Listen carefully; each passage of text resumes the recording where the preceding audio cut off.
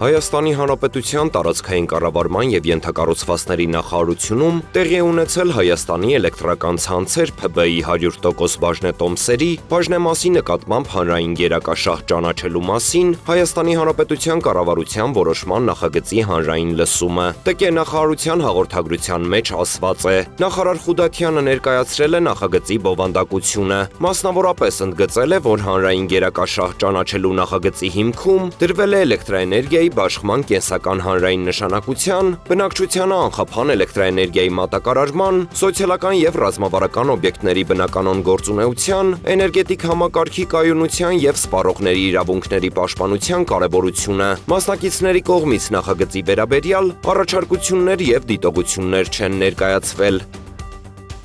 Հայաստանի Հանրապետության տարածքային կառավարման և ենթակառուցվածքների նախարարի տեղակալ Քրիստինե Ղալեչյանի գլխավորությամբ և ճանապարհային դեպարտամենտ հիմնադրամի գործադիր տնօրենի տեղակալ Նարեկ Զուլալյանի ու հիմնադրամի պատասխանատուների մասնակցությամբ տեղի է ունեցել հանդիպում Ասիական զարգացման բանկի առաքելության ներկայացուցիչների հետ։ Դիմակայուն և ներառական ճանապարհային հատվածի բարելավման ծրագրով նախատեսվում է կառուցել հյուսիս-հարավ ճանապարհային միջանցքի Սիսիան-Քաջարան հատվածի հյուսիսային 27,1 կիլոմետր երկարությամբ հատվածը։ Ծրագրի ֆինանսավորման նպատակով 2025 թվականին Հայաստանի Հանրապետությունն ու Ասիական զարգացման բանկը կնքել են 236 միլիոն եվրոյի վարկային համաձայնագիր։ Քննարկվել են ծրագրի ներկա վիճակը, մրցութային գործընթացների առկա փուլը, հողերի օտարման աշխատանքները, ինչպես նաև շինարարության մեկնարկին նախորդող կազմակերպչական և տեխնիկական գործընթացները։